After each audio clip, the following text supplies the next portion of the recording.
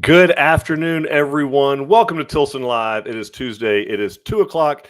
We are live on YouTube, live on Facebook, coming at you as we do each and every single week to talk about all things building a custom home on your land. I'm Eric Alarid, part of the fourth generation of the Tilson family, joined as I am each and every single week by the great, the marvelous, the wonderful, decked out in red today, Dawn Dantzler. What's going on, Dawn? Hey, Eric. How's it going? Wonderful. It's going wonderful. So we are thick in the middle of the heat of the summertime. Some people have power restored. I think almost everyone. Yeah. Centerpoint was bragging yesterday that only 133,000 people are without power, which I guess is great news unless you're one of the 133,000 people that's without power. Yeah, that's not good. So yeah, it's been rough. Hopefully you guys are back restored with us. But anyway, we're grateful that you're here. Please jump in. Tell us all kinds of things. Mainly, tell us who you are, where you're building, what part of the process you are in, where you're watching from. We want to know all those things. I want to know about your journey, what brought you here, why build a home on your land. But yeah, jump in. Tell us where you're watching from, where you're building, what part of the process you are in. We want to hear from you. So do that. We are, again, live on YouTube, live on Facebook, as we are each and every single Tuesday to talk about all things building a home on your land. Tilson Homes is the oldest and largest on your land home builder in the state of Texas. We're one of the oldest in the country. There's probably some East Coasters that are older than us just because, you know, we were late to the party. We're in Texas. They had a head start. It's not fair. But we got there earlier. It's fine. Right, exactly. But we are a fourth generation family owned and operated, privately held custom home builder that operates in Texas. We only operate in Texas. And we truly are family owned and operated. And by the way, you can't pick your family. So don't forget that. Young men, young ladies, when you're choosing that, just know, study, look at generations ahead and see how that went down. Anyway, so we are so glad you're here joining us. Dawn is, as you folks jump in, tell us again where you're watching from, where you're building, part of the process you are in. Dawn is going to tell us what in the world we're talking about today. Dawn, do you have any idea what we're talking about today? No, actually, I don't. Because today is an Ask Us Anything. So ask us anything about, building on your land in Texas. The further you get away from that topic, the less reliable our answers get. But yeah, this episode is all about you guys. So we are here to answer all your questions. So while you're putting in, where you're watching from, where you're building and all that stuff, go ahead and put in your questions about this process, because we know you guys have a lot of, it's different from, if you've never done this before, it's different from when you just buy a house and move on in. So put in your questions and we would love to answer them. Anything about financing, preparing your land, designing your home, all that good stuff. For sure. Yeah. I mean, guys, there's no bad questions. That's what we're here for, to remove that doubt, to remove that unfamiliarity that you have about the process. Also, there's a great community of people here that are joined in on Facebook and on YouTube that have done this. They're at different parts of the process than you are. Some are way further down the road. Some are just getting started. So do not hesitate to jump in and ask any question at all. That's why we're here. It's all we know how to do. So it's okay to ask the questions. We want to hear from you. There are no bad questions other than the ones that you don't ask. So there are no, we're trying to keep things away from hidden things, and we don't want you to be afraid of anything. Like, we're here to help. And we're very transparent. We try to do that. We don't gate these. And Dawn's going to explain what I mean by that. But these sessions, these aren't gated. We know there's competitors out there. So what does that mean when I say it's not gated, Dawn? What does that mean? So in the marketing world, when we talk about content being gated, it requires you to do some type of registration. So it means it's not open to anybody to just go and see and watch at their leisure. You've got to tell people information about yourself, and then they usually remove them. So a lot of our competitors, make you sign up for these seminars in advance and get on a Zoom and do all that, and we don't do that. Very transactional, very Yeah. transactional. And so we're not about that. We're not about that. We are not afraid. This information is useful for anyone, whether you build with us or not. This is good Mhm. information that you should be armed with, and we want you to have a great experience. We would love for you to build with us. Yeah. That's our dream. But no matter who you build with, we want you to have a great experience for you and your family. So that's really genuinely why we do these. So Yeah. with that, Dawn, is anyone joining us at all? Yes, we do have a few people. We've got Misty. She's watching from Mansfield, building the San Jacinto XL in Hood County. The appliances are in. Pictures are being taken this Sunday, and the official walkthrough is on the 30th. Oh, Oh, wow, that's there we go. amazing. I can't wait to see it. That's gonna be cool. We've got Angela saying, "Yay, I'm so excited for this." Hey, Angela, thanks for joining. Ask questions. Yeah. We got Banzat Racing. Stakeout tomorrow for slightly custom Gonzales in Fannin County. Oh, there we go. We've got Jason joining us from Facebook. Hey, guys. Hey, Jason, thanks for jumping over. We've got Kevin. Hi, these sessions are great. Met with John from Wagon Hill. Got all my questions answered. Ready for the next steps. Oh, that's awesome. Fantastic, Kevin. That's great. All right, and let's see. Angela is living in League City, building and moving to Rock and J Ranch in Blanco in summer 2026. We love the Palo Duro plan. Yeah, Angela, what would make you this last week want to move from League City to Blanco? I mean, why would you ever leave Galveston County? Did something happen? That's really cool. We get Sophie saying, just got our quote for a Laporte building in Liberty. How long is the process taking right now from start to finish? Okay, yeah, Liberty County. I mean, you're looking at a 10-month total time frame. So you're probably talking about 3 to 4 months of upfront paperwork, design, engineering, permitting, color selections, all that kind of good stuff, and then about 6-7 months of actual construction on a Laporte, especially. So about 1,800 square foot house. That said, you, Sophie, have a lot to do with that time frame. So the more prepared your land is, right, for like as far as power, utilities, access, clearing, all that kind of good stuff, and then the degree to which, how do I say this diplomatically, Don? The degree to which we can adhere to our decisions. So how decisive we are. Yes, how decisive. We don't second guess ourselves. Yes. We don't make changes, Sophie. It's a really nice way to do it. Yeah. So anyway, not to say that we can't, just saying that those things add to the time frame. So again, with the way that our little business model is set up, the faster the better, without sacrificing quality or safety.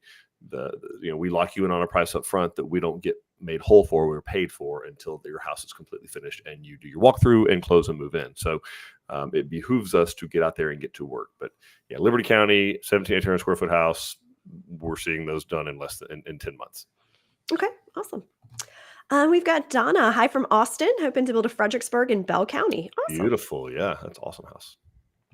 We got Jason sharing. We are headed to Waco this weekend to meet with Mariah again. We were going with the Tampico, but I think we're going to build the Angelina instead. Oh, all right. What made you change your mind? These things happen, Jason. These things happen. We got Sherilyn building in Gonzales C in Granger. We have our color selection appointment this Friday. Oh, that'll be lots of fun. Beautiful. Yeah, that's awesome. Williamson County. We've got Chasing the Dream Farm saying greetings from Beaumont. Hey there. Oh, no. Eric's got competition now from Beaumont. We got neighbors. Or he renamed himself, one of the two. No. He's here later. He's on Facebook. Oh, okay. Never mind then. We got Jennifer building a Shiloh in Cook County. Awesome. Oh, cool. Yeah.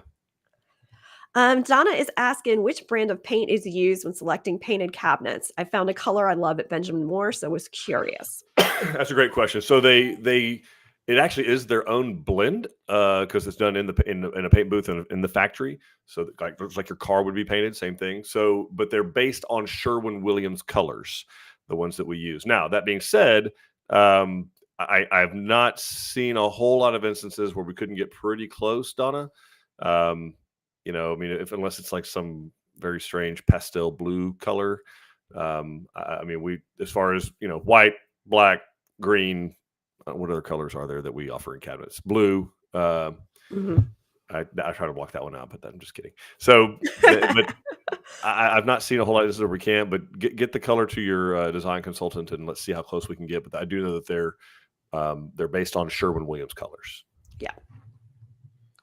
All right. And Sherilyn's saying we have our water heater and water softener located in a dedicated room and wondering if the drain lines for them can be run in the slab with the other plumbing lines. So typically they're not.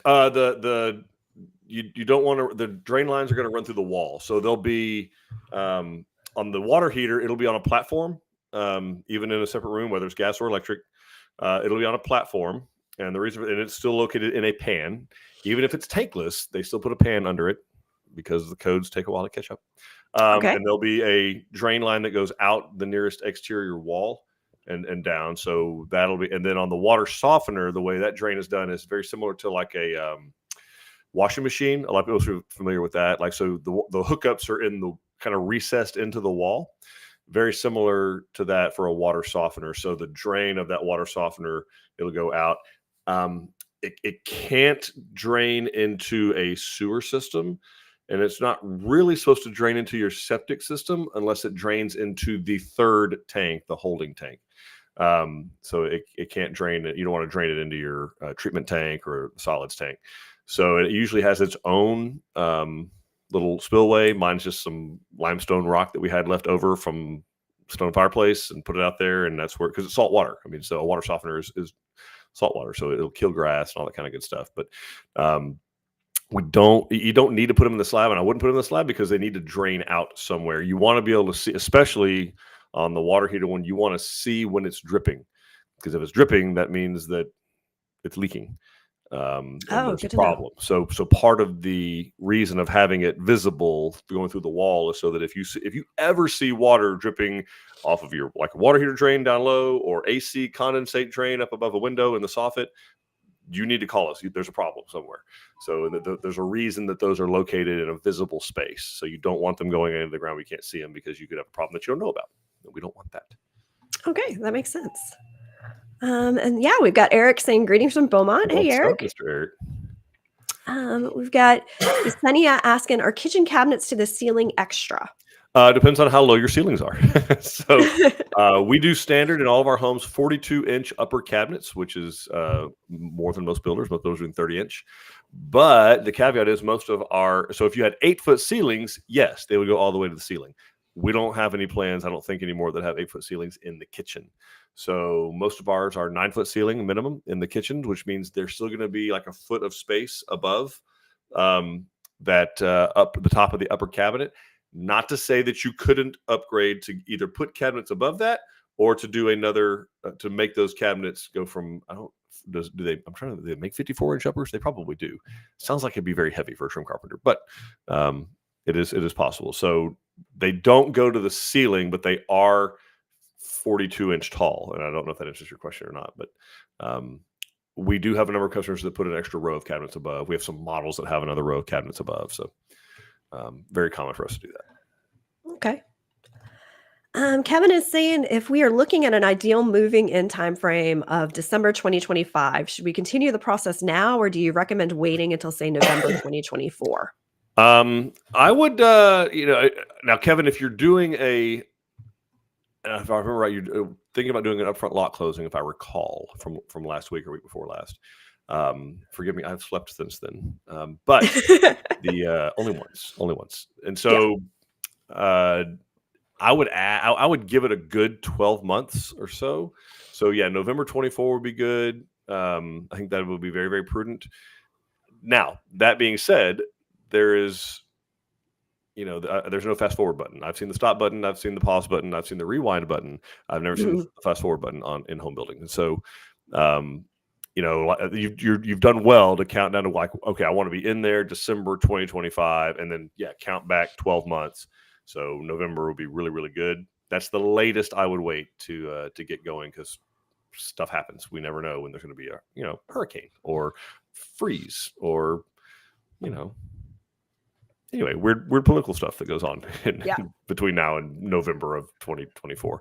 So who knows what could go down that truly could like have an effect on things. Like no one looked at COVID. So anyway, all that to say, I think November 24 is pretty safe. Remind me again of where you're building, that'd be the only caveat. If it's more in that, the only place I would say an exception would be kind of the Navarro, Richland Chambers type area, or maybe the Fredericksburg, Kerrville area. You may want to add another month or so of time to those areas, but everywhere else you're pretty safe. All right. We've got Emily sharing, getting our stuff together to start our process. We met with Danny and Brian, and she is phenomenal. We can't wait to finally choose the floor plan we want and sign. Awesome. Oh, that'll be great, Emily. Yeah, you're going to enjoy working with Danny. And Eric says that was him on YouTube. Oh, Eric, I thought you had a neighbor. Doggone it. We're going to have friends for you. You're going to have friends. Just you. We've got Angela asking, what is the ballpark figure for the Palo Duro with the upstairs bonus room, theater room, and a metal roof? Oh, there you go, Dawn. Well, you're the one that has the price book pulled up. So I was going to say, I'm trying to look. Did Angela tell us where she's building? Angela has moving to Rock Blanco. Okay. Oh, yeah. Blanco County. Okay. Dawn's going to look at that while we pump to another question if you want to. I will stall for you. All right. You want to read what Jason said about the Angelina? You bet. All right. So, Jason, our man changed his mind. Is the kitchen layout? I'll say we changed our mind. As the kitchen layout was more to our liking, and the dual closets, the primary is a huge plus to us. I agree with that. By the way, that will not prevent your wife from encroaching on your closet. Just FYI, we love to look at the Tampico, and we'll be eliminating the brick on the Angelina. Plus, it's the county in which you're building, so it makes a little more sense. To build the Angelina in Angelina County, it's just it's chef's kiss. You can't make that up. So yeah, that makes perfect sense. All right.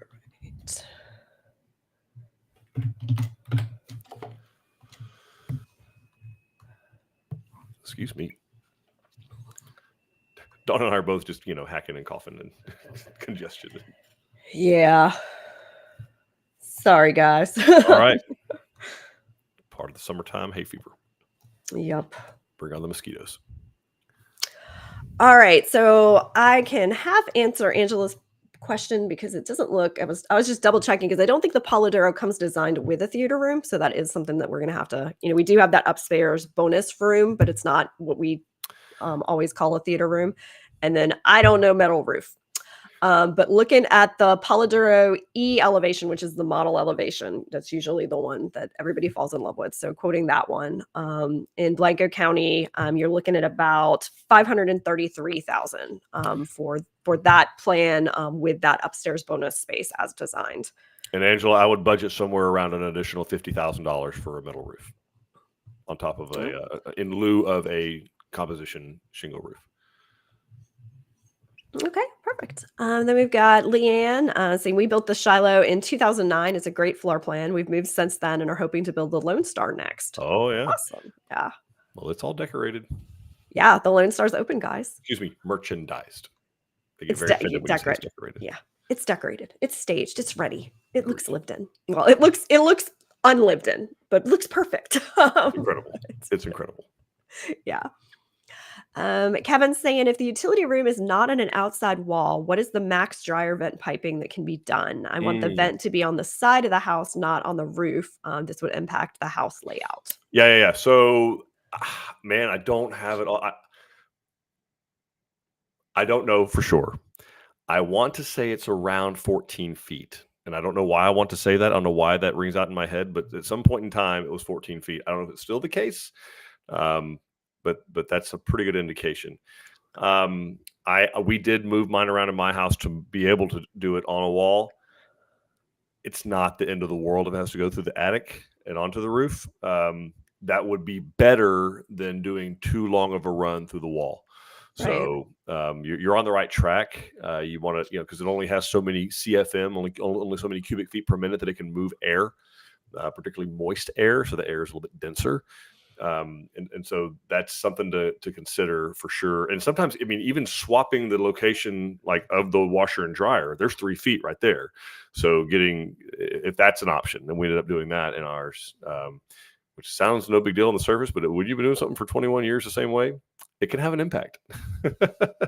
So it is something to consider, but it's not the end of the world to be on the roof. They're very easy to clean out. I know that most of these big box stores sell now kits that you can run these little sweeps up, like little baby chimney sweeps, run them up, run them down, run them in, run them out every 6 months. No one's going to do it, even though you should, but they're easy to come by.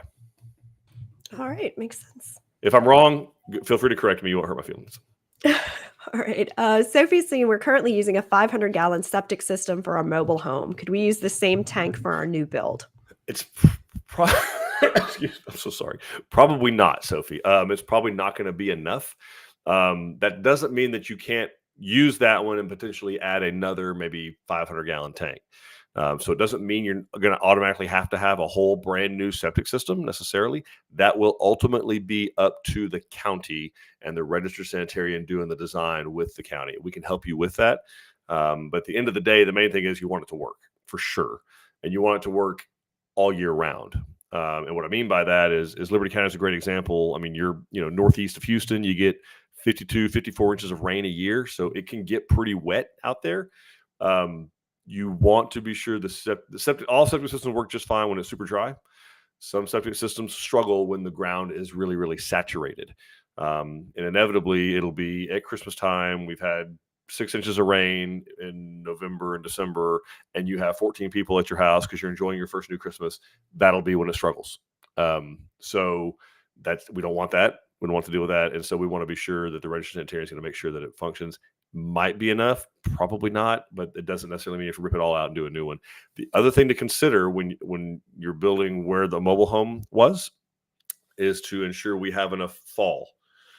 So mobile homes are traditionally up higher than a home on a slab on grade. Usually they're at least 30 inches off the ground. And so yours will be more like probably 14 or 18 inches off the ground on your home. So we want to be sure that we have enough fall. If we can use that septic system, that we have enough fall to make that work. So, but we can calculate all that for you as well. Okay, that makes sense. Jason says he has a question about access. Eric said a 14-foot wide drive is plenty acceptable, but I'm wanting to fence and gate this place very soon. I'm looking for a 16-foot wide gate entrance, but was told it must be at least 20 feet. Does it have to be that wide? It changes my price, the materials quite a bit. All right. These are great questions, Jason. And I've talked to Juan. I talked to Mariah. We went all the way to the top. Me and Mr. Ordino talked about this because Mariah was going to bat for you. And so I didn't do a great job, and I need to be more clear. So first of all, 16-foot gate, no problem, all day. You're just fine. Our recommendation is that gate be set back, 20, 30, 40 feet off of the road, enough where if you were pulling a trailer, let's say you had a pickup truck or an SUV and you had a U-Haul trailer or a hay trailer or lowboy trailer, whatever, that you could pull in and have your truck or vehicle at the gate and be safely off the road. If I recall right, you're a TXDot road, you're on a state highway. Okay, so to do that, when you do that, once it's at the culvert, it's hard to do this without. I need a map. I guess I could show. I don't know if it's zoom in enough to see. But what ends up happening is you want to be sure that you can make the turn. So 14-foot wide driveway is fine. 16-foot wide gate is fine. What you want to be sure you allow for is enough space for a vehicle. So whether it's yours or a McCoy's truck, a lumber truck it's a tractor trailer, pulling in, that they can make the turn. That's right. The biggest thing we see. I'm trying to see if I have a good picture of that while I stall and do this, but yeah, what we're worried about, Jason, is your gate. We don't want them wiping out your gate. Exactly. Or the corner post of your fence. Right. Or any of that. So you want to allow enough space for them to be able to make that turn and be in a position to go straight through. Yeah. And so what we got on here is that, the 14-foot wide driveway is fine. 16-foot wide gate is fine.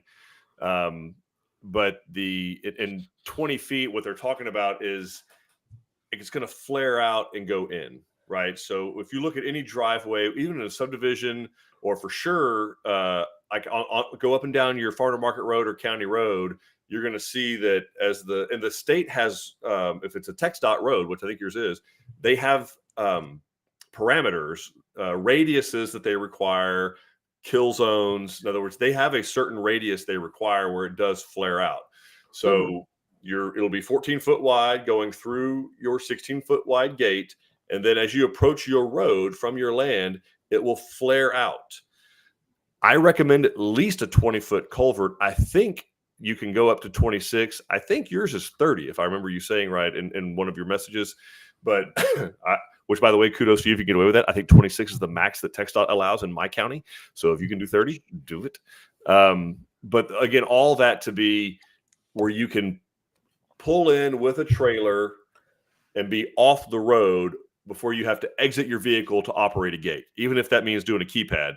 You don't want to have half of your vehicle sitting out on a highway where the speed limit is 55. Doesn't matter what the speed limit is. People are going to drive 80. This is Texas. So you don't want to have half your vehicle out there hanging or have to do a 3-point turn to get into your driveway. I think that might be where the disconnect is. And I didn't do a good job of clarifying that, yes, it does need to flare out to 20, 25, 30 feet where it meets, where the apron meets the state highway or the county road. That's my recommendation. 20 feet would be the minimum that we would recommend. I wouldn't be comfortable with that. I'd want 26 personally. So, because I have teenage drivers. So notice I didn't say because of my wife, because I'm a smart man and I enjoy my marriage the way it is. I have teenage drivers. And so truly being able to pull in and out safely, same thing for pulling out. You need enough to be able to pull out and accelerate. So you don't want to do a 3-point turn to pull out, or if you're pulling a trailer, have to swing out onto the shoulder of the other side of the road because your entrance is too narrow. So recess it back a little bit. Make sure that you've got enough space to safely get in and out. And that's kind of the, excuse me, that's the best way to do it. I can maybe do this, Dawn, safely. Okay. Can I share a tab? Is that possible? Or at least shows a recessed, right? So like, this is a county road, and you can see the gate. This is a 16-foot wide gate, so exactly what you're talking about. But you see it's recessed 40 feet or so off of the road, and it kind of tapers. So the road comes here. This is probably 12 feet wide, honestly, this road. But as it comes out to the road, you see it kind of flares out a little bit. That's what we're talking about. Now, there's not a culvert here in this particular case, but if there was, it wouldn't matter. The culvert would go underneath here, however long, 24, 26 feet. But there's room to pull in here, get out, operate or manipulate this gate safely without traffic up and down. And again, this is not as big a deal as it would be if it were a state highway. So that's really what we're trying to accomplish there is just to make sure that you can safely get in and out, and we're not going to tear up the corners of these gates. Right. Hope that helps. Okay. Leanne is asking if we do outdoor kitchens. Leanne, we can get pricing on it. Not everywhere, but yes, we do have some places where we can get pricing on doing outdoor kitchens. We can certainly stub for them. So we can provide you with the natural gas or propane stub, hot, cold, water, drain, electrical, all that. Okay. Maria's asking, do you help locate a lot to build? We do not. Dawn, where can we point her to go look? So we recommend starting with landsoftexas.com. They are the best resource that we've found to help you find available lots, because it has less noise of like existing homes and things like that. And you can search, directly by county and area that you want to build in. And that's where we recommend kind of starting your search rather than looking at a Zillow or something like that. We get Kevin asking, is aligning utilities such as gas and electric entry points of the house negotiable? For instance, having them enter on the same side of the home would allow for easy natural gas installation. So it is negotiable. There are code parameters, Kevin. So that's a great question. There are code parameters that are non-negotiable. So how many feet, pardon me, from a window, for instance, that a natural gas stub can be, how many feet from the dryer vent, the natural gas and electrical stub. So there are some code things that we have to consider. The other thing about that is some electrical and some utility companies, all utility companies have opinions. And some of their opinions are not opinions. They are thou shalts. So we are flexible on some of those things, but in many cases, the electrical company and the gas company are not flexible on it. So that is something to consider. What I'm guessing you're trying to do is maybe a generator or something where you have the electrical and the gas coming into the same place. I totally understand that. And if those utility companies will allow us to do that, we will. If not, it's not the end of the world. We've made it work in all kinds of scenarios. So, okay, makes sense. Yesenia's asking, can we start the design process before the financing process is complete if we're doing one-time close, including land? I want to get ahead. yes, absolutely. All right. Kevin's saying he's going to be building in Dallas County, zeroing in on Cedar Hill, Texas. Okay, then I would ask you to make that 14 months. Just being honest, particularly if you're in the city of Cedar Hill, if you end up there. Okay, makes sense. And Maria is in the San Antonio area. Oh, nice. I'm looking for a lot. Yeah. Kathy McDaniel saying congrats to everyone who came away with a Star Award. Let's talk about that for a second, because I know you would not. All right, so Tilson had 4 finalists. Is that what we had? Yeah, 4 We had finalists. 4 finalists. Okay, so let me tell you a little something about finalists. All right, so we're talking about there are 5. Most categories. Some 4. categories are 4. 4. Okay, 4 categories. Yeah, 4 people, 4 human beings in the state of Texas to be a finalist. So if you are a finalist for, I don't know, let's say marketing professional of the year, for example, just hypothetically speaking. Oh, that's right. I'm sorry. There's one on the call here today. Dawn. Dawn was a finalist for marketing professional of the year, which means top 4 in the entire state of Texas. We also had finalists in construction manager of the year, right? So top 4 of construction, and we had 2 of the top 4 construction superintendents of the year in the state of Texas. Yep. So 50% of the category was Tilson Homes. That is from El Paso to Beaumont, from Brownsville to Dalhart. Okay, like the whole state. So obviously we couldn't both win. We couldn't win both of the superintendents of the year. So yeah, Summer Dinscore took away construction superintendent of the year. With Chris Henson as one of the other 3 finalists. Chance Pryor came in as our construction manager of the year, number 1 in the state of Texas, and Dawn Dantzler again was one of the finalists for marketing professional of the year in the entire state of Texas. So yes, I will. If you're not going to toot your own horn, I'll do it for you. So there we go. Thank you, Kathy. Yeah, we're very proud of all of our finalists and our winners and all of that. So it was a good time. It was a fun night. And if I must say, most of the other builders that are entering things, they enter like their homes or the kitchen or the decor or whatever. Like, we put our people in there. It's like we have the top people. Like anybody, sticks and bricks. We can build houses. We can do all that. But the human beings are the real difference. Hey, look, I'd rather nominate our people than an email. Like, right. Yes. If I'm going to spend money on awards, like, come on. Best direct mail piece. No, thank you. How about best stinking humans? How about that? Yes. 100%.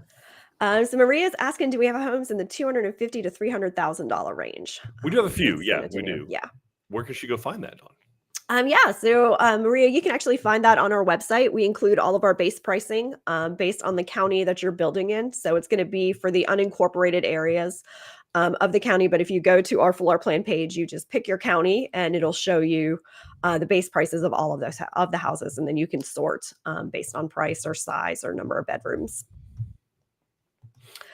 And we've got Brian saying, I have my own house plans. Does Tilson build off of an owner's house plans? What do we do in those cases, Dawn? Or do you want me to answer? So yes, Brian, we can build off of your plans. Just to have you prepared for what's going to happen though when you go in and meet with our consultants is we are going to need to meet with you and kind of discuss what you're looking to build and some of the details.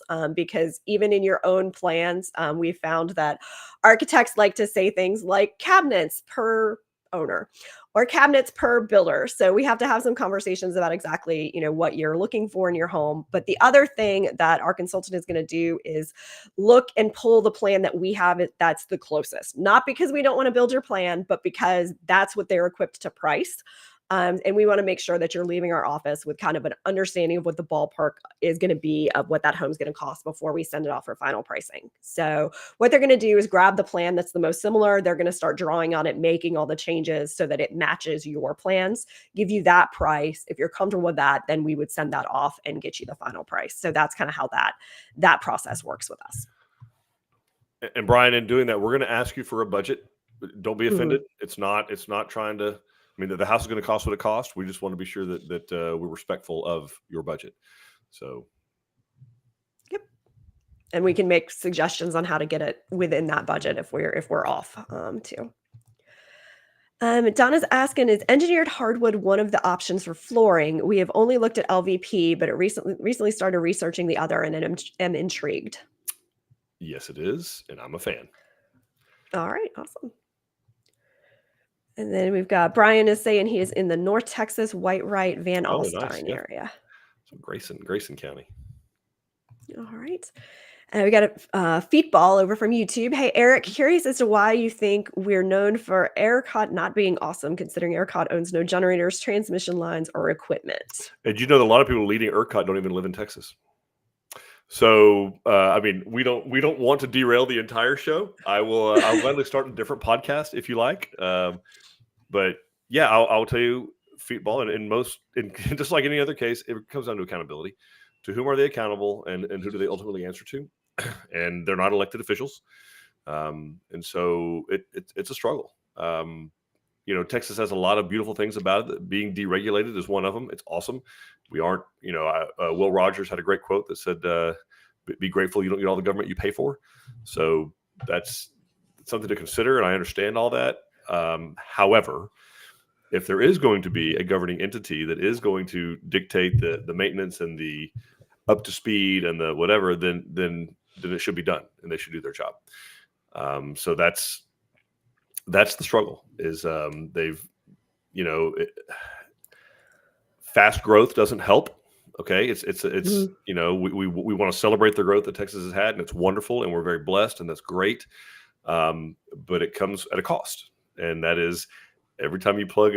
I'm envisioning like the maybe it's just mine, but the little power strip behind the bed that has all the things plugged into it, and like the more devices we get, seemingly we just plug more things into it. It's no different, right? Like, so trying to have the grid itself keep up with the pace of development is exceedingly difficult. And so, and wind ain't going to do it. Okay, solar ain't going to do it, because apparently it gets dark half the time. I mean, it's weird. We could do lots of things, but make the sun stay up is not one of them, or stop the earth from spinning, which I guess we could do, but that's not going to work either long term. So, at the end of the day, they're going to have to explore alternative measures. I mean, you can only burn so much coal and natural gas. I think we're going to have to look at it's. I don't mean the nuclear option like a bad thing, like a nuclear option where the cleanest, least expensive type of energy to produce long term is nuclear. The struggle is NIMBY, which is not in my backyard. Everybody wants cheap electricity, and everybody understands nuclear is the best way to do it. Nobody wants to live by a nuclear plant. Yeah. So kind of until we reconcile that as a society and as a governing agency, that's kind of where we're stuck. Is how do you supply electricity to a quickly growing population? But we're not the first people to try to figure this out. I mean, Florida seems to get it done. The Carolinas get it done.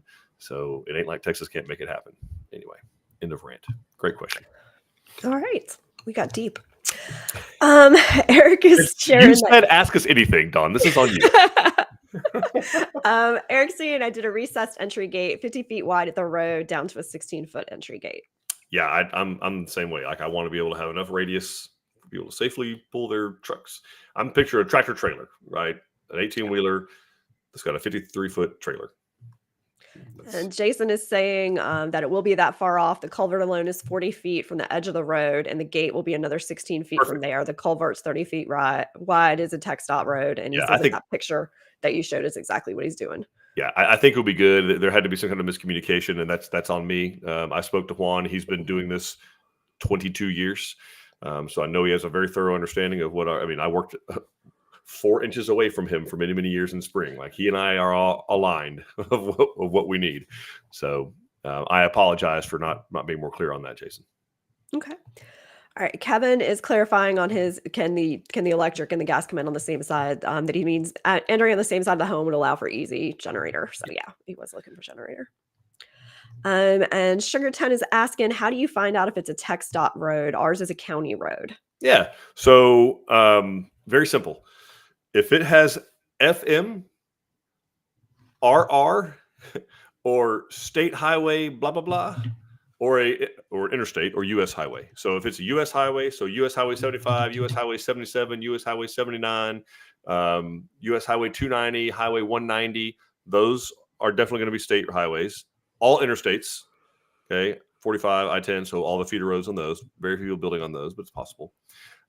State highways, so State Highway 6, State Highway 105, State Highway 14, Highway 380, those are state highways. And then farm to market roads, FM roads, or ranch roads. So Ranch Road 12, Ranch Road, 1431 out in the Marble Falls area, Ranch Road 14, FM 1488, FM 1774. Those are all state high. Any of them particularly that have a picture of the state of Texas on the sign, good indication it's a state highway.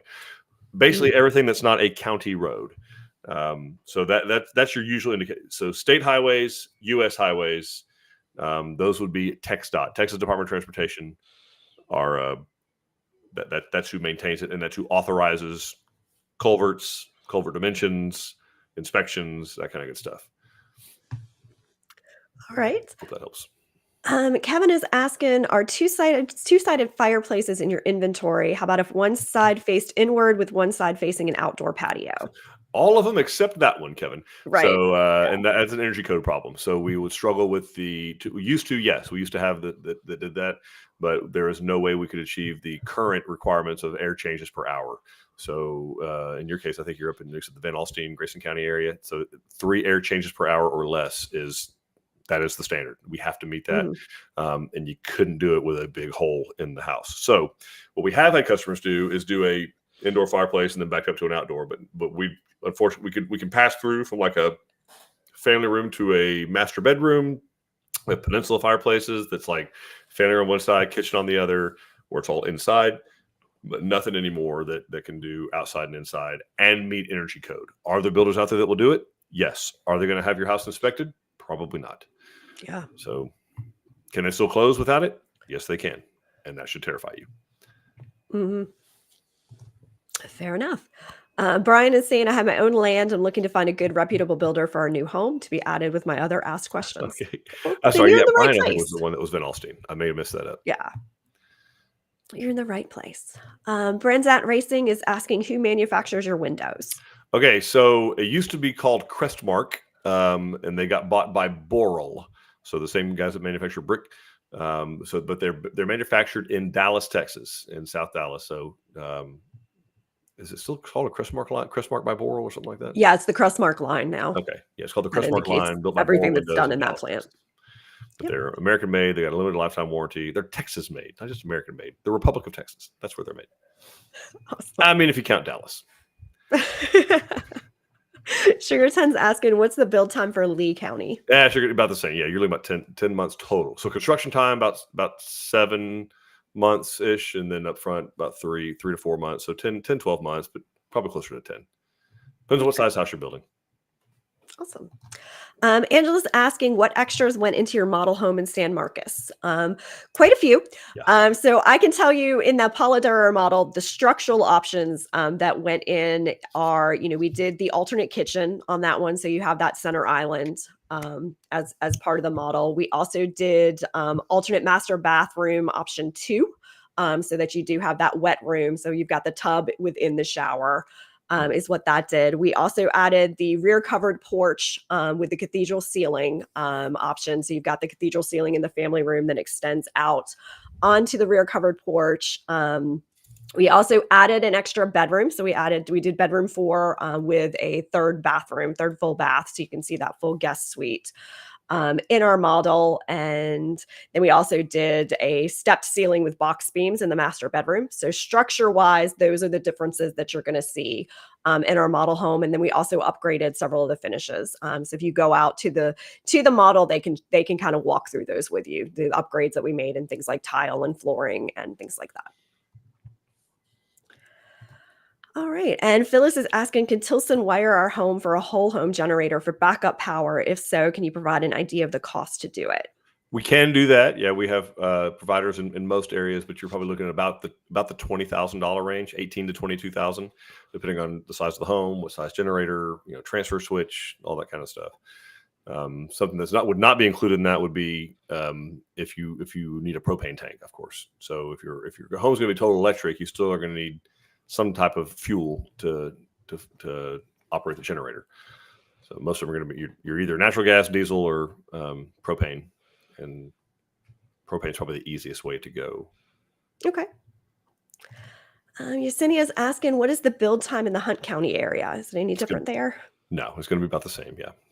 Okay. Again, a lot of that comes down to the upfront time, folks. On the build time and all these, you're looking at 7.5 months for the most part. 225 days is our construction team's goal. That does not count the upfront paperwork, design, color selection, permitting, engineering, septic, all that kind of good stuff, and the ability, how utilities, how quickly you're able to get the land ready for construction, and then again, the ability to not make changes. That's what affects that time frame more than anything, is that the customer is the largest variable in that. We have some houses that start in literally less than 60 days, and some that it takes them 6 months because they struggle with decisions. Okay. They're just exploring all their options. Correct. We have Margaret asking, do you have the Star Award people listed on your website or anywhere we can see? We do not yet. I actually just before this got everything from the Texas Association of Builders with the with the logos and their press release and all of that, so we can officially announce it. So we will be doing official posts on Facebook, LinkedIn, Instagram, and all of that, and we'll add that information to our website. Did I blow it? Either Did I later today or no, because I actually streamed it. I streamed it as a story from the place, but I was just waiting on. They have official winner logos that we wanted to make sure to include in our stuff. So we'll have that either later today or tomorrow up on the site. Donna's saying we have 2 lots, one in the county with no utilities on site and one in the city with all utilities at the curb. I heard that cities can charge thousands of fees to build. What do those encompass? Well, it depends on where you are, Don. I don't know what city it is. They can, and some of them do. They don't all do it, though. So it's not a universal blanket, this is what it costs. And in most cases, if you tell us what city it is and where the lots are, where the lot is, we can make a couple phone calls and figure out what they're going to charge. A lot of cases, they get a little confusing. So they can charge a permit fee. That's usually the most obvious one, like a charge for the actual city building permit. The other one would be like they start charging tap fees.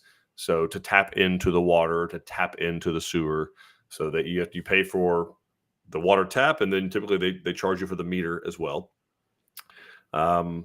Then they have sometimes what's called impact fees.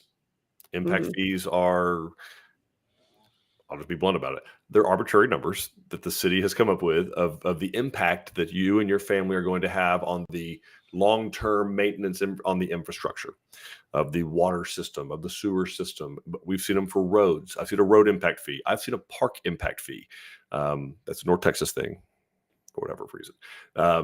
Flower Mound, to be specific. So quit taxing your citizens, Flower Mound. Just stop it. It's ridiculous. So anyway, all that to say, it's very easy for us to address. So in other words, it's not all necessarily even building the house related. It is a time where they can get you because they can hold you hostage for a permit and for power and for water. And so that is what they have decided upon collectively is a great time to assess all those fees because they kind of have you right where they want you. You need what they have. And so they know that that's the best position for them to put you in a position to pay to get that done. I think it's disgusting. I think it's dirty. I think it's scandalous, but that doesn't matter what I think. I also don't live in a city because I'm not governable. So the other, those are, we can find them out. Driveway permits, those are some of the other ones. Also, sometimes aren't there studies too? Sometimes, yeah. Sometimes there are conveyance studies. That's really good. Water mitigation studies, flood studies. I mean, they can have some really, really stupid things. But again, it's not blanket. They don't all do it. There's some cities that are very, very amicable, that are very good to their citizens, that are super reasonable, and they don't make a big deal about it. So give us what the cities are. Because the other thing, I mean, there are some benefits in some cases, very few, but there are some. And that is like if you're out in the county and you're going to have to put in a water well or a septic system that you wouldn't have to do in the city, let's say, there's some real value there because those things cost a significant amount of money. Depending on where you are, the two of those things can cost between $13,000 and $30,000. So you can absorb a lot of impact fees and permit fees for that amount of money. So it does vary just from place to place. Donna, don't be freaked out by it. We can help you through it. And again, most places are pretty reasonable. The ones I talk about are the ones that just they stand out because Right. they're ridiculous. So Okay. in my opinion. Sugartown is sharing. They're looking forward to meeting with the Georgetown Oh, team very this cool. Yeah, Saturday. that'd Awesome. be great. Very cool. Patty is asking, what is better, vinyl flooring or cement marble flooring for 5 dogs? Okay, well, so I would say that cement and marble gives me 2 different things. So tile's probably gonna be the best, honestly. Durability. So porcelain tile or ceramic tile would be the most durable. There is a wood-looking type of tile. Second behind that would be either one, stained concrete or vinyl. Vinyl plank is what I guess we're talking about. The only thing about stained concrete is long term, it does tend to show traffic patterns. So you can tell, just like you could back in here saying AstroTurf. There was a you could like if you look at carpet, you could see like a traffic pattern in a hallway, like where the kids always go to their bedroom or go from the bedroom to the bathroom, that kind of thing. Over time, stained concrete will show a traffic pattern. For whatever reason, ours always showed to the pantry and the refrigerator. I don't know why. I guess that was where it was the loosest.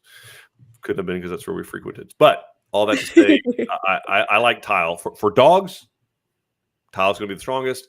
Doesn't mean that vinyl plank wouldn't work just fine. And then stained concrete is going to work fine. It is going to show traffic patterns over time. All right. Dogs. My opinion, I agree with you. Ceramic tile is going to be your heaviest. If you are going with an LVP, you're going to want to go for a higher end one that's just a little bit more durable. Yeah, more resilient. I will say, so full disclosure, guys, I do not live in a Tilson home, sadly. I will one day. The don't go with a hardwood, especially a lower end hardwood, because my dogs have destroyed my floor. We will be getting a new one. When I move, I have to get a new floor. I need to get a new floor to move. No, I'm done with dogs. We have all the dancers that we're going to have, and the 3 of them are very happy together and need no others. We've got Yesenia asking, if we plan on adding a manufactured home at some point, what should we do when building to prepare for that? Well, first thing I would do is talk to the county and find out what their requirements are. And then I would also talk to the lender. The lender would be a real impact on that, because basically every improvement you do to the land that you have collateralized, that you put up as part of the mortgage, they technically can take that back in the land and in any improvements. So those are some things to consider. Also, the tertiary, is that the third one? Yeah. So that would be like septic and power. So utilities, running water lines is pretty simple. It's not a big deal. It's just PVC and stick together and go. Mm-hmm. But septic systems, so getting fall for your septics or having to do grinder pumps or something like that. So the design of the septic systems would matter because they can't be within so many feet of other dwellings. They can't be within so many feet of the property line. The sprayers can't spray within so many feet. And then power, like how are we gonna provide power? Do we need a bigger transformer from the supplier? A 200 amp service is not going to get 200 amp service for your house will be fine, but the 200 amp transformer is probably not going to be enough. You may need a 400 amp transformer or 2 400 amp transformers, depending on what kind of element you're doing. So those in those orders. So I would say county, financing or lender, and then utilities. Those what I would consider. Okay. Jason is saying no apology needed. I never took it wrong. I just want to make sure I'm not making a mistake with the fence. The TXDot permitting for the culvert is free and there was no wait. It's just a form that they will give you the dimensions. Yeah, I can tell you, brother, that ain't the case everywhere. Lucky you. Give your Lufkin or wherever TXDot office 5 stars right now, because that is not the case in a lot of places. Yeah. Awesome. Eric is saying, I know somebody building a Palo Duro, just can't remember which version letter mine is. I know, it's a C. You were building a C, the awesome. Farmhouse style. Sugarton's saying, when you visit a sales center, are the included design options available to view, or do you have to wait until you're in process to access design center options? So that's actually it's like a parking meter. You put a quarter in, turn it, and it'll let you in for a certain amount of time. No.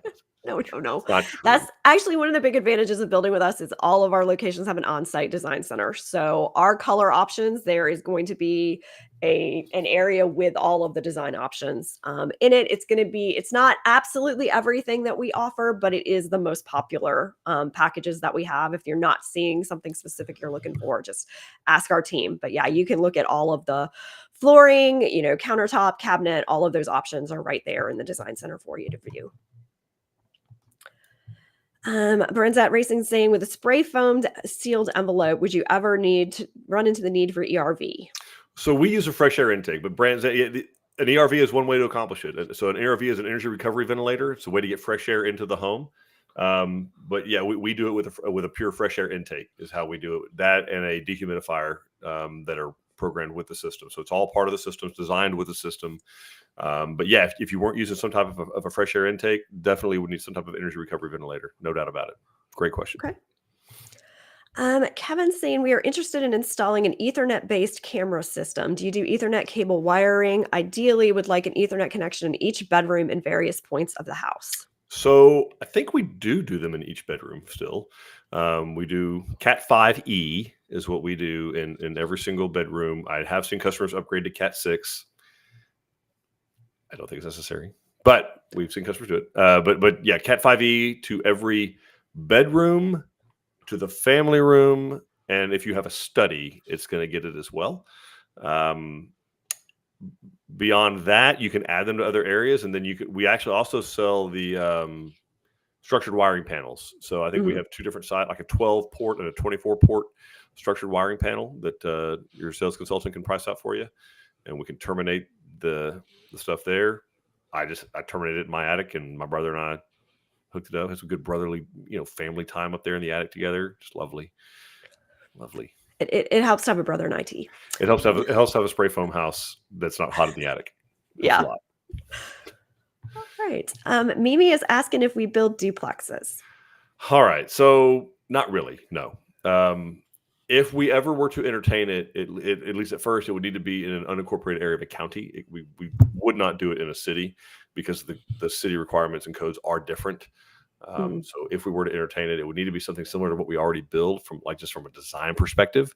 And then it would need to be in an unincorporated area of a county. Okay. Yesenia is asking, is it standard to insulate walls in between rooms? Thinking of kids screaming at video games from their room. That is a real concern. And I mean, no, it's not standard to insulate between them. You can insulate between them, either with bats or with foam. It doesn't really stop the sound as well as it does to kind of stagger the studs, which we've done as well. So there's a staggered stud option where you literally have to, the sound can travel through the stud. So you can put all the insulation between the studs you want to. The sound can still travel through the studs. So we've done a staggered stud. You lose about 1.5 inches in each room when you do that.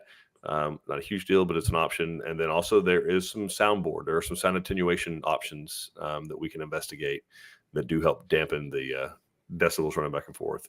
And then it's just a matter of, teaching the kiddos, hey, be aware of those around you. Like, just be respectful. That's all. Yeah. All right. And buy a louder, better system than them, and you can just blow them away. That's possible. Fight fire with fire, Yesenia. Sure, says, thank you for doing this. On average, how much of an additional cost is clearing, utilities, and septic? Pretty forced. Okay, so I would budget about $4,000 for true clearing, $4,000, $5,000 for clearing an acre of land, like just thick acre land to clear it. I'd budget about $4,000, $4,500. Utilities, I have no way to know. I mean, I don't know how far off the road you're going to be. I don't know what power company it is. And then septic, again, I think you said you're in the Williamson County. Is that the ones who said they were? I've already gone blank. I can't remember. I would budget $10,000 for septic at least, depending on where you're building in the state of Texas. It could be more than that.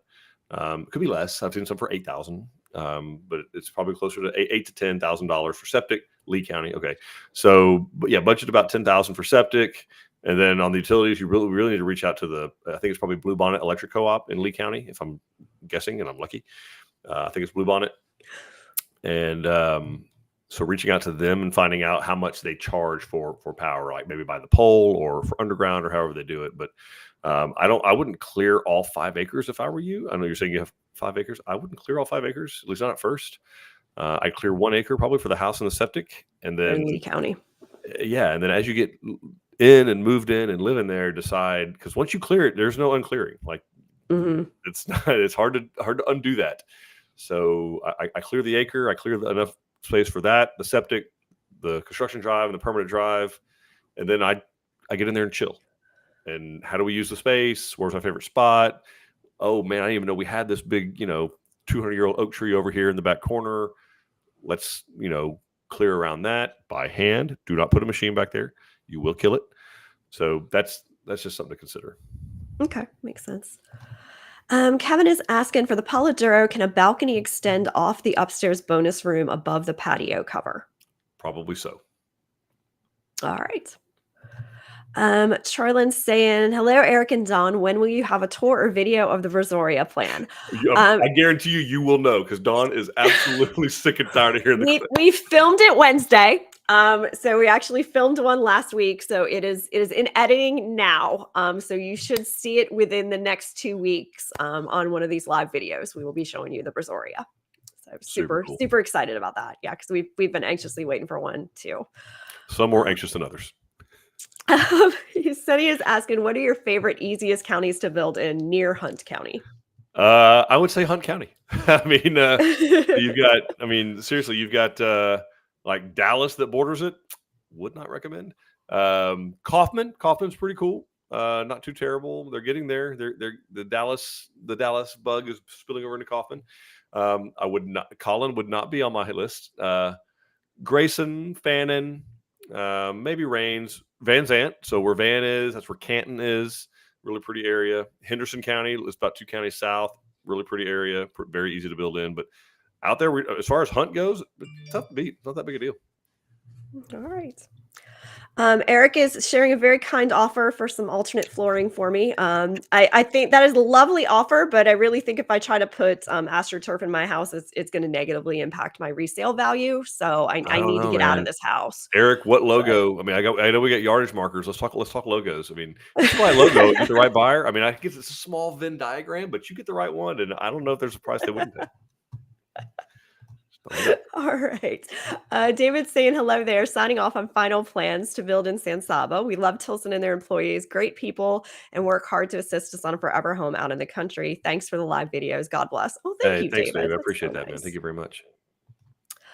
Brenzant Racing is saying the Tilson home is a retirement present for my Anne for working hard all her life. Oh, that's so nice. That? What a saint. Patty's asking, do you do everything to make a home a smart home? Ooh, I would say probably not. So, I mean, our homes are naturally pretty smart, but they no. So when I think smart home, I'm thinking like voice activated shades, voice activated lighting, that kind of stuff. And no, we don't have that. Now, that being said, between your internet provider and all of the various devices of the things, we won't say what they are, but there are large search engines and shopping places online that sell things that will do all of that stuff for you. It can happen pretty quick. I mean, the stuff that we want in our house, and I said by we, I mean the royal we, which is my wife, the stuff that she wants to be voice controlled and automated, within about a week and a half of us moving in, she had it squared away, good to go. A couple of shades here and there, a couple of lamps. That's what she wanted. So it's pretty simple. Yep. Now we do have, your garage doors are going to be, connected to an app. Your thermostat can also be connected to an app. So we have all of those capabilities as well that you can do. But it just depends on your definition. Locking system is touchpad locks, things like that. So it just depends on your definition of smart. But honestly, that, like Eric was saying, that is not difficult to achieve now with all of the technology that's out there. I personally have a pretty low threshold for smart. Just me personally, for obvious reasons. All right. Philip is saying, hey, Eric, we're in the process of building a Tilson home. I think I've heard of him before. But, did you install your router and modem in the attic? We added an outlet and sleeve from exterior to attic. Any other advice? It's exactly what I did, Philip. It's exactly what I did. In fact, I did one in the front, one in the back, because I didn't know where the fiber would come in, and I didn't want to risk it because I'm just not that lucky. So when we were doing it, I ran one Smurf tube from the back and one Smurf tube from the front. And then I ended up using the one that they didn't use for dropping like RJ45 Cat 5e wire down to where I wanted it to be. And then, but my router is in the attic. That's where the fiber comes in. And then I went from there and literally screwed a switch. Like, I paid extra for a structured wiring panel in my utility room. Don't use it whatsoever. Chris, my brother and I got up in the attic and we saw where the fiber came in and we saw where all the RJ45, the Cat 5e cable was. And he's like, well, why don't we just screw it to this rafter right here and just go from there? And so we did. So all that to say, that is the simplest, easiest way to do it. And, I will say, if you do install, I call it Smurf tube, but it's the blue flexible tubing you can get at local hardware store. Nothing smaller than 2-inch. Don't get anything smaller than 2-inch. Yeah. Because we found some of the stuff, Samsung especially, some wall TV picture frame thing that my wife wanted has a proprietary deal it has to hook to, and you cannot unplug it from the back of the TV. Like, so it literally wouldn't fit. So we had to send it back. So 2-inch is my minimum. And then you tie a string to a piece of tissue or paper towel, put a shot back on the other end, suck it up through, and it's magic. I should make a video of that one of these days. Yeah. I'll have Chris. All right. So Eric is sharing that the logo on his AstroTurf, if anybody's interested, is PNG. Port Neches Grove. They just won state. So it's collector's item. So everybody, reach out to Eric if you're interested. That's right. If you want some Port Neches Grove, that's the ultimate Port Neches Grove merch. Would be their turf field. I just want to know, Eric, did you acquire it honestly? Or is this some fraternity initiation thing that happened at some point? Like, how did we come to have the Port Neches Grove turf? I'm just curious. Oh, Beth Ann is saying, I'm just saying hi because I miss y'all, specifically Eric's pure Texas accent. Hey, Beth. I'll have to work on that. I have to work my phonetics. I'll do better. Yeah, Charlene saying, thank you. Can't wait to see that Brazoria. I'm looking to build either the Brazoria, Canyon, or Barton Springs. Decisions to make. Yes. Yeah. You can't go wrong with any of those. They're all great plans. Great houses. Sugar 10 is asking, can you get the Palo Duro as a 3-bedroom with no study? 3-bedroom, yes. The study, if you take that off, I'm not saying you can't, just keep it is going to affect how the outside looks because the study is one of the front rooms. So it's one of the things that's giving you, kind of the dimension to the home. So you would just want to make sure that you like what the exterior looks like if you're taking that study off of the space. And you might look at the Angelina if you're looking at doing that. I mean, just you might end up, like if it's the outside of the Palo Duro that you like, particularly the E elevation, we can do that type of look on other plans. It's not exclusive to that plan. And so if that's what draws you to that, but you just don't need that much space, which is totally understandable. Most people don't. Then be open to other floor plans. So we can do that same interior cathedral side to side in the Angelina. We chose to do it front to back just because we wanted to look there, but that's an option. Yeah. Okay. And Philip says, awesome. Thanks. Feels like he's on the right path with his internet. Don't overthink it, buddy. That's what we did. And we spent money we didn't need to spend. So. Right. Sugarton saying what they like about the Palo Duro is the kitchen, living room, dining combo. Take a look at the Preston plan. That's going to be the one that's going to have that same layout. That might be a better fit for y'all. And very cool. All right. Well, thank you all for joining. Okay, we're going to call this the end. We were a little over, but that's because you guys had awesome questions. So thank you all for doing that.